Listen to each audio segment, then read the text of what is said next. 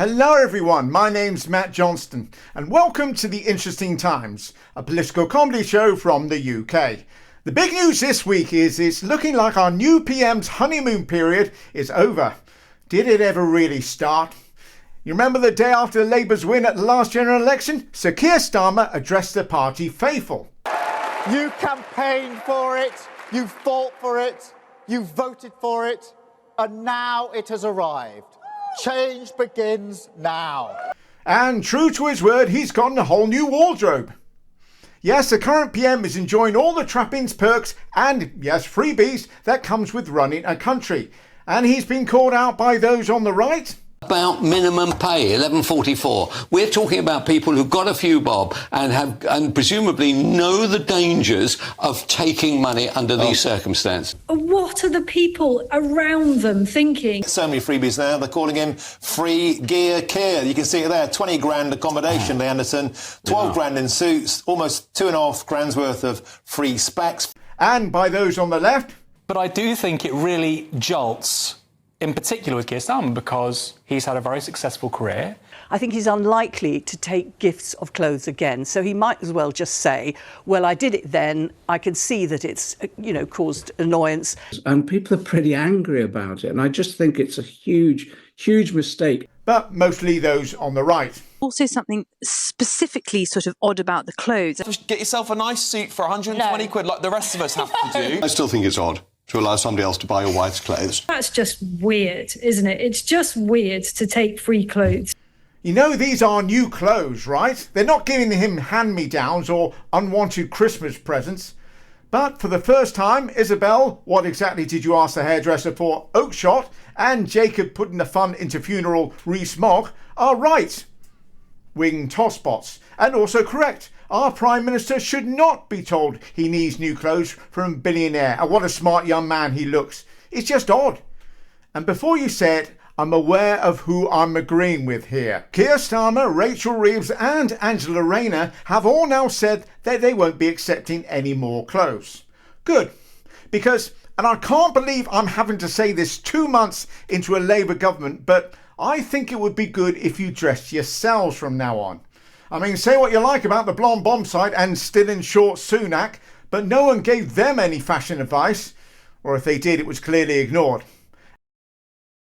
And the responses from other senior members in his party to the freebies question hasn't been great. But I think the really important thing is that that is not in any way shaping policy. In fact, it's the opposite. It doesn't look good, does it? It's working every second. Again, I don't have any objections to that. Obviously, transparency is really important. It's not a good look, this, is it? Well, I've no objection to it. You may have no objection to it, but a lot of people do. You can't see how this is being perceived by the voters. In fact, it's being perceived so badly, I'm surprised they haven't asked for a refund on those £2,500 glasses. Oh yeah, because he didn't pay for them. The transparency, though, isn't the issue. In fact, the problem with this approach is the transparency is so clear because everyone can see what's going on. Those two people you heard from, by the way, who didn't have an issue with the Labour leader Keir Starmer taking gifts and donations were Jonathan Reynolds, Secretary of State for Business and Trade, and Leader of the House of Commons, Lucy Powell, or 2nd and 7th on the top 10 business class customers, taking the gravy train all the way to Griff Central. I mean, if you are the culture secretary, if you're the business secretary or in opposition, there are times you are invited to something in your professional capacity because people want to tell you what they're doing or they want the chance to showcase something they feel is important. Yes, I for one would certainly not be happy if I found out that Taylor Swift had performed in this country and our Prime Minister had missed it. I'm sure there would be questions in the House of Lords. Questions like, Taylor Swift, who's he? Look, Starmer doesn't have to attend a Taylor Swift concert. He's the Prime Minister, not an events manager. Wait a minute. Does Starmer think that's what Taylor Swift was? Someone who makes their clothes quickly. And you would think that an ex-lawyer of all people would know how to deal with suits. I mean, this is a man that just a couple of months ago won a general election with a majority so large it can be seen from space on the back of the anti-sleaze message of change from the sleazy Tories is picking up so many perks and freebies. It's surely only a matter of time before his suits, which he hasn't paid for, are carrying advertising. £20,000 worth since the last election, while at the same time keeping the two-child cap in place, effectively letting children go hungry, and cutting the winter fuel allowance, effectively expecting some 1.5 million pensioners to choose between eating and heating. And of course, the nicknames keep on coming for our under-far PM. Following on from Captain Hindsight, remember that? Flip-flop, Beach Ken, Kid Starver, Tel Aviv Keith, Two Beer Keir, Two Tier Keir. We've got a few more to add to the list. Free Gear Keir, Granny Harmer Starmer. What's next? Well, he's not ruling out cuts to the farming budget. Anti-farmer Starmer? You're welcome, Daily Express. Or is he going to be getting a gift of a meditation retreat from some dark money billionaire that likes to get towards number 10? You know, because a meditation retreat would make him calmer. But considering there are people who supported him in the run-up to the general election and have chosen to stand by him, proclaiming the story not to be a story, I think Snake Charmer Starmer might be more apt. Okay, a little bit of honesty here from yours truly. These aren't real glasses, but never mind that. Also, I'm not wearing trousers, but neither of those are the point. Regular watchers of the show will know that I've neither endorsed nor opposed Starmer to be RPM. Let's be honest, wouldn't have made a huge amount of difference either way. And before you ask, no, there aren't splinters in my arse from all the sitting on the fence I've been doing. I didn't vote for Labour at the last general election, but that's not only because I was unhappy with Starmer's insistence that there was no cause for rejoining EU. And let's be honest, a whole load of other things where he has shown himself to be as honest as a third-hand car salesman who's bought from a second-hand car salesman using post-dated cheques from Northern Rock. But also because in my constituency of Southwark, it wouldn't have made any difference. But had it been a closer race or even a choice between Tories and Labour, I would have definitely voted Labour. I would. It's one thing to see a coat made from gold llama Starmer, oh, there's another one, diminish his office by draping himself in millionaire-bought suits, but it's another entirely to watch the country figuratively, morally and economically slide into the ocean under a Conservative Party that thought leadership looked like this. And yes, we should definitely have an extra wealth tax. And for those on the centre-left, God, does that make me a Marxist? Arguing it's all a storm in a teacup, it isn't. And the Tories did much worse? Well, first things first, have a look at that list again. But yes, you're right. Tories did do much worse. We all remember Boris's £800 a roll wallpaper to decorate his Warren, but we quite rightly called him out for it. Have a look at any of my videos from a couple of years ago. No, really, helps with the algorithm. And we gave him shit because he was the Prime Minister, which Starmer is now. If we don't call it out, then others will say, with more than just a sprinkling of justification, that we're hypocrites.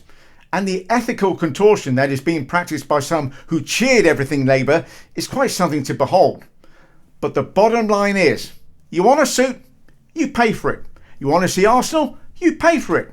You want to see Taylor Swift in concert? You pay for it. Either now with cash or at the next general election with votes. Although sometimes you can really tangle yourself in knots when it comes to criticising Starmer. Not so much where to begin as where to end. There are some really quite legitimate questions to be asked of our new political leader. The Green Pledge U-turn, the two-child benefit cap staying in place, and of course the backing of the genocide creators as opposed to the genocide victims. All of these are important. Others, not so much. Everything I've had has been declared, and sitting behind the numbers are some human explanations. Some of that money was for the loan of a flat during the election period. My son happened to be in the middle of his GCSEs. That means there are a lot of journalists outside the front door. So I said, we're going to get you out of here and get you somewhere where you can just study and get to school and back without having to go through all of that. And you have to say that's fair enough. But the problem with Starmer is he comes across as guilty, even if he isn't. But staying at a penthouse, yes, a nice one, for a few weeks longer than the exams finish isn't the end of the world. That's going to come when Putin realises that Farage isn't going to give him his money back.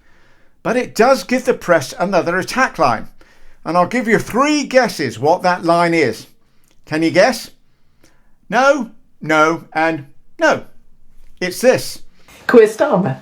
Come on. He used Lord Ali's penthouse. Lord Ali's the one who's given him all the money, all the glasses, all the clothes. Why has Keir Starmer got a sugar daddy? Me. So I think there is something bigger going on here, and it's annoying because I don't know what it is. And I know that the lobby of political journalists at Westminster feel the same. All of us instinctively feel that there is some big fact here that we're not being made. I mean, I'm going to ask the question because nobody else will. Is it some kind of sex thing? What is expected in return for all of this? When I go on a hot date, for example, I'm wined and dined and made to feel like a princess. My date wants something in return. He seems gay, he looks gay, he dresses gay. His sort of outlook is gay, staying in Lord Alley's apartment. Those question marks have been around for a long time, and papers have been extraordinarily restrained in not publishing any of that speculation. The UK press, this press are restrained when talking about Keir Starmer. Well, I suppose the only other alternative is that they're too scared of printing a load of bollocks and getting sued by someone who's head of the Crown Prosecution Service for a decade. And here's another one. Labour government have just appointed Rachel Kite as the UK's climate envoy, a job that was scrapped by Rishi Sunak. This is a woman who has previously backed Extinction Rebellion, but has also worked for Quadrucha, an offshore tax-registered hedge fund company that donated £4 million to the Labour Party. But do I get mad that she worked for an offshore hedge fund Labour donating company like the left-wing press? Or do I get mad about her support for Extinction Rebellion like the right-wing press? Decisions. Or do I in fact acknowledge that this is Labour getting serious about green issues by appointing someone serious about green issues, who's been attending climate conferences for more than a decade, has had various top-level jobs involving climate change, won various awards, and currently sits on the advisory board of General Atlantic's climate change fund Beyond Net Zero, and got the backing of people like Caroline Lucas and Extinction Rebellion. And yes, I'm aware Labour ditched a £28 billion green investments plan at the start of the year. And I'm also aware that the Secretary of State for Energy Security and Net Zero is Ed Miliband. This guy. Hey besties, I'm at the Labour conference, and this year the vibes are immaculate. No cap. Yes, like Batman. I've returned. And now it's over to him. What's the trilemma? Blowing in the wind. The answer is blowing in the wind. Someone get that man a bacon sandwich. The other problem for Keir Starmer is that last weekend was the start of the Labour Party conference in Liverpool. A mere 2 months after annihilating the Tories and giving Labour their biggest win in 25 years, and all the talk will be of accepting freebies like a student signing up to a banking account and pay rises to the already wealthy. They should be talking about their vision for the country, but all the press want to do is ask why they didn't go to Specsavers. Anyway, on to the conference itself, which meant speeches and hecklers. Firstly, Rachel Reeves. Trust is hard-earned, but it's easily squandered. Just ask the Conservatives. They paid the price for their incompetence, their dishonesty, and their rule-breaking.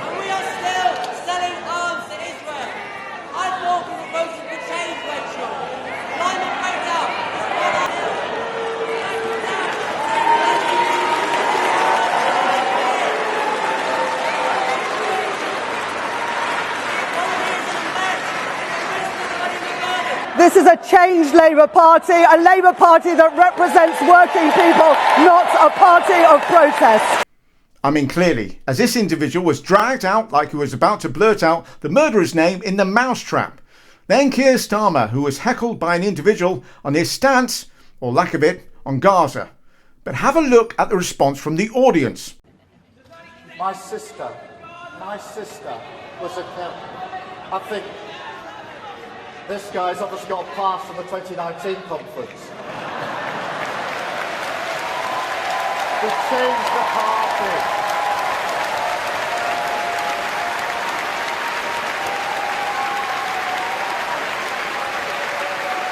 That is one seriously synchronised conference.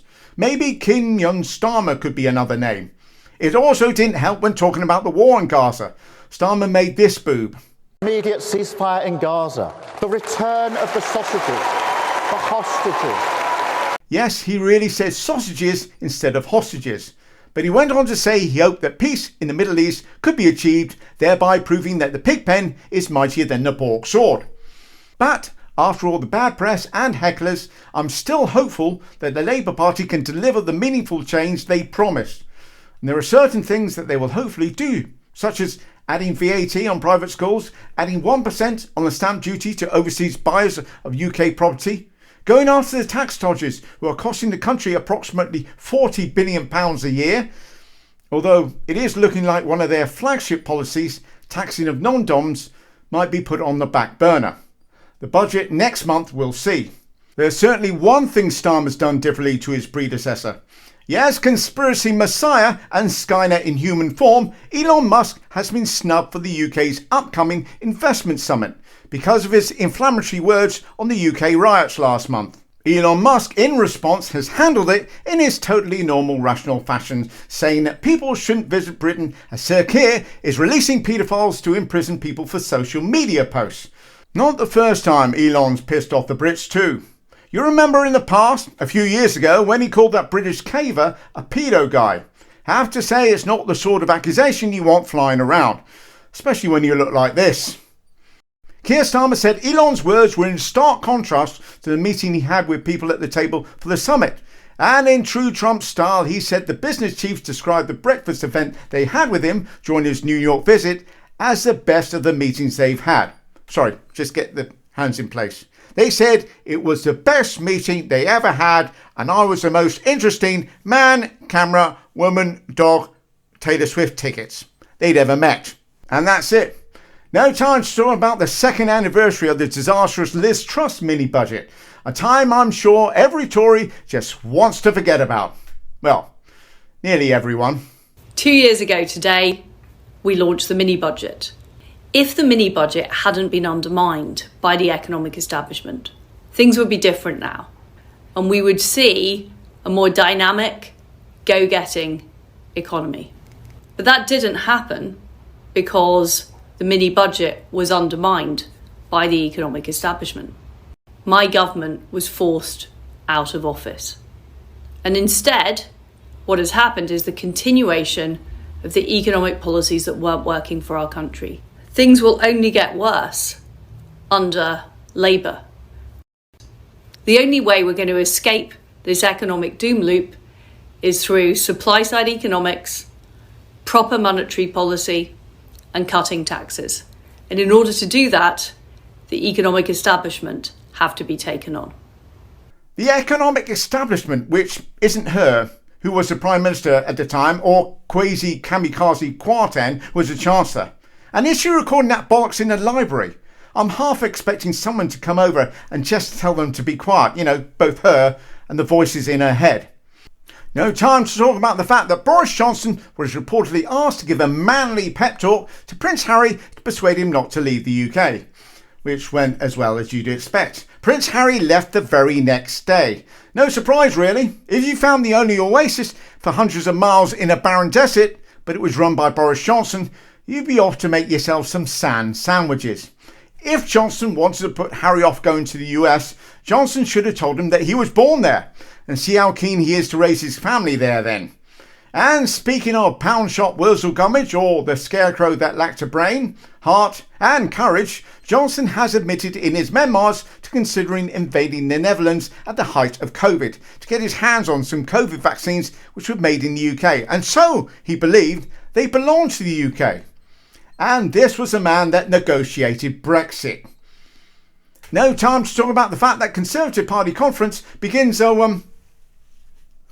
today in Birmingham, the first party conference since their worst general election result in their history, with so few MPs they could have had this conference in a phone box. But there is going to be further campaigning to take over from the wet fishy Rishi. Although the result won't be announced until the 2nd of November, the 4 remaining candidates will be making their cases to becoming captain of the Titanic. And the Spectator took the opportunity to speak to the 4 remaining Tory candidates who took part in a sit-down chat with the Spectator, who in turn have themselves got a new editor, ex-Conservative MP Michael Gove, who will, I assume, be proofreading lines rather than snorting them. So, where did it all go wrong for the Tories? We lost the ear of the British public. The government didn't address properly, in a truly conservative way, the big issues. We lost the trust of the British people. When I was campaigning, I'd knock on one door and the person there would say, "You're too left-wing." Too left-wing? Are you sure it was a door you knocked on and not a bunker? Anyway, next question. Would you like to see the UK leave the ECHR? Reform doesn't exist. It's a binary choice. You either leave or you remain. And I think we should leave. Someone's not learned his Brexit lessons. And finally, in the tradition of Theresa May's running through fields of wheat and Boris Johnson's list as long as Jacob Rees-Mogg's arm, the candidates were asked the naughtiest thing they've ever done. And a rare bit of honesty from a Tory, Tom Tugendhat. I invaded a country once. A few years ago, in 2003, I was part of the invading army in Iraq. To which Robert Jenrick laughed and said, "Oh, yes, I'm having that." Anyway, it's been a pretty rough week for Labour and Starmer in particular, who is now polling lower than Rishi Sunak was in July. But at least it's over for another week. Except, not quite, as Labour MP for Canterbury, Rosie Duffield, has resigned over Keir Starmer taking gifts. I mean, okay, a cynic, which to be clear I'm not, might say it's a little strange that she's resigned from the Labour Party about 100 days after securing effectively a 5-year job through standing as a Labour MP at a general election. But yes, to be clear, I'm not a cynic. It's just that she has contributed to Unheard and, been a regular contributor as well on GB News, where she can spout her anti-trans bullshit. Both of these owned by Paul Marshall, by the way, who also owns Spectator. Oh, all things connected. And he's a pretty nasty right-wing bigot who's tweeted some pretty volatile anti-Islamic stuff that would make Elon Musk blush, if he had blood in his veins and a heart to pump it round his body. But never mind, I am obviously a complete cynic. It's just, if she's serious about resigning, then she should do so. Step down, force a by-election, and stand again as an independent MP. If she wants to, right? If she's not doing that, well, I'm sure there's a perfectly good reason for that. So, thank you all so much for watching. And if you have enjoyed these vids, feel free to subscribe and hit all the notification bell. And tell your friends and your enemies too. We're quite a broad church. And I'll see you soon. Take care.